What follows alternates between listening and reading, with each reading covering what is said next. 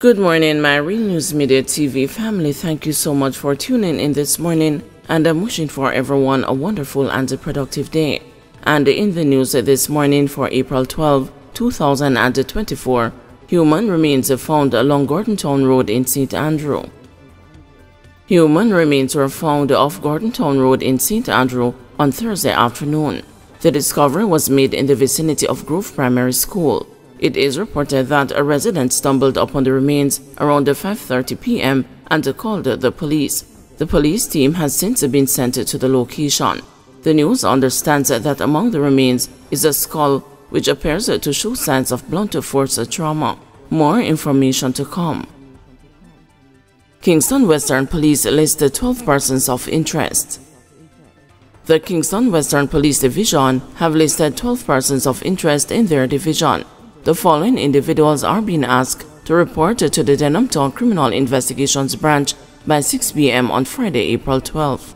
They are Ronaldo Beswick, otherwise called Zane; John Graves, otherwise called Booty; Stuart Burton, otherwise called Bing; Clive Wims, otherwise called Ocho or Tero; Demaria Davis, otherwise called Chin; Romario Barrett, otherwise called Papa; a man known only as Mark; a man known only as Dwayne; a man known only as Bob; a woman known only as Tamika; a man known only as a Kappa; and a man known only as a Bobo. These individuals are believed to be able to assist the police in several incidents that occurred in the Kingston Western Division and its environs. JUTC driver who was stabbed now in stable condition.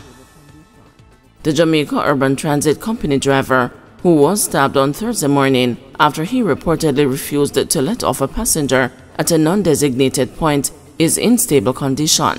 Corporate Communications Manager Kimberly Gardner provided the update in a news release Thursday afternoon. "We are very relieved that our colleague is in stable condition," Gordon said, noting ongoing challenges faced by the company impacting the level of service employees are able to provide while executing their daily duties. Meanwhile, the company advised that services have resumed on the Portmore to downtown route following a brief disruption due to the incident. Reports are that a male driver, while en route via Marcus Garvey Drive to downtown, denied the request of passengers to stop in a non-designated area. This resulted in a passenger wounding him in the left arm upon exiting, JUTC said. The driver was taken to the hospital for treatment. The matter is also being investigated by the police.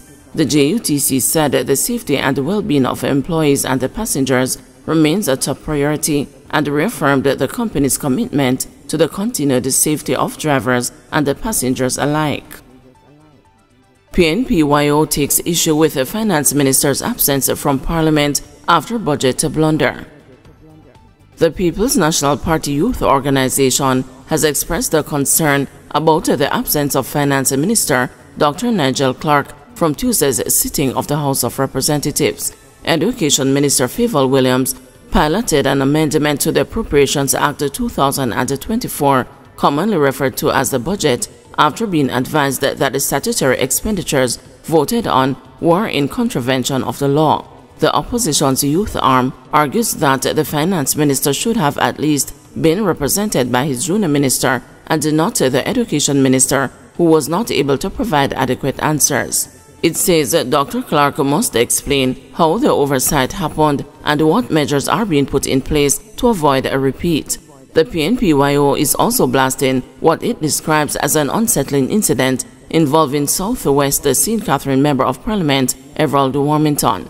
The former cabinet minister laid the blame on the Auditor General, saying she should have caught the error and corrected it before the Appropriations Act was passed. This was dismissed, however, by Mrs. Williams, who argued that it was not the Auditor General's responsibility to review and have the Act amended. The PNPYO says that the unfounded accusations against the Auditor General not only underscores a disconcerting pattern of blame shifting towards public servants, but also raises questions about the integrity of governance. It contends that the misdirection not only showcases a misunderstanding of the roles in the government, but an unwillingness on the part of the government to take accountability. Deportee charged with robbery. A bus conductor of Poros in Manchester has been charged with robbery with violence after he allegedly stole a woman's cell phone on Wednesday. Charged is Claymore Sinclair, otherwise called the Nachilos Antideportee. According to a police report, the claimant was walking along the roadway about 8:05 a.m. when Sinclair approached and grabbed her left arm. The complainant reportedly called for help and was wrestling with Sinclair when she was hit in the chest. Sinclair allegedly took her cell phone before escaping in the area. Citizens then alerted a nearby police unit, and the 37-year-old was swiftly apprehended and identified by the complainant, the police said. Minor earthquake felt in Mandeville on Wednesday. A minor earthquake with a magnitude of 3.3 was felt in Mandeville, Manchester on Wednesday morning. According to the earthquake unit at the University of the West Indies, the quake had a focal depth of 12.8 kilometers near Sanguinetti, Clarendon. It was reportedly felt at 8:31 a.m. Family seeks help after 72-year-old falls into trench reportedly dug at his gate by municipal authority. The family of 72-year-old Coral Brissett is seeking monetary assistance for his repatriation back to the United Kingdom after a life-changing incident at the entrance of his Jacksontown Trelawney home.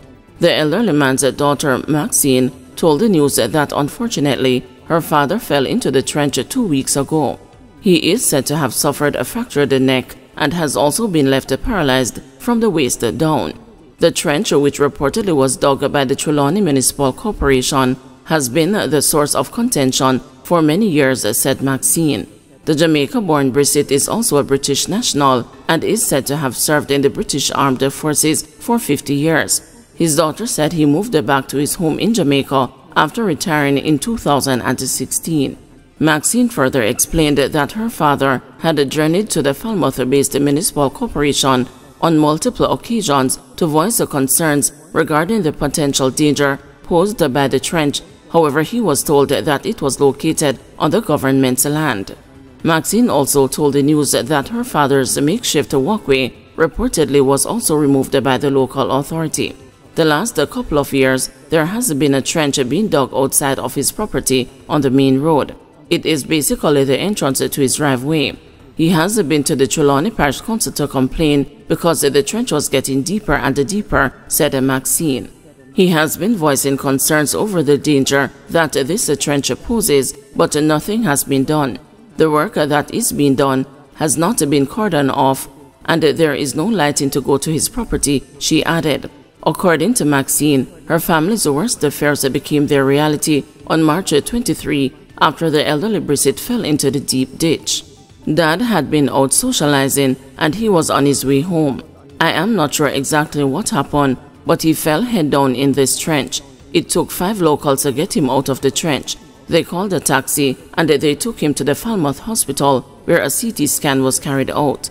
The CT scan showed that he fractured his neck in 2 places and there is no movement below the waist, she explained. Brissett was later transferred to the Conroe Regional Hospital where he has been hospitalized for 2 weeks. His family has since launched a campaign on the crowdfunding platform GoFundMe in hopes of raising funds to repatriate him to the UK. We have been making inquiries in regard to getting Dad back to the UK because he is a British national. He doesn't have any travel insurance, so he is not able to access medical assistance to get back to the UK, she told the news. It is now down to the family to sort out that, but we are just ordinary people. We go to work and we have our bills, so we don't have access to that sort of funds. We can't eat, we can't sleep, we cannot focus on work. It has been so emotional and stressful. We have never experienced anything like this, to be honest. At the same time, Maxine said that her family is seeking assistance for the elderly Brissett from all avenues. We don't know what course of action to take for the best outcome. We are knocking on doors and we keep getting the same response, no. Maxine said that her father's health has declined and he is no longer able to speak. Dad is loving. He is there for every one of us. He himself was trying to be strong and telling us not to worry, but I think he was just trying to put the best out.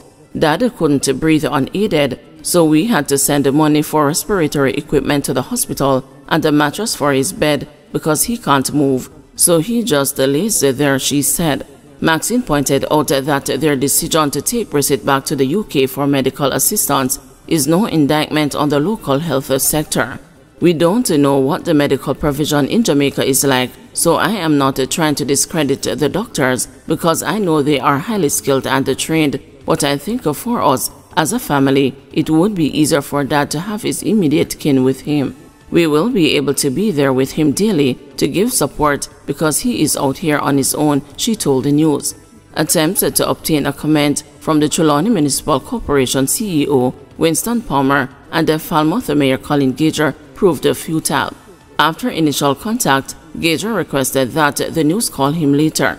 He did not answer subsequent calls or WhatsApp messages.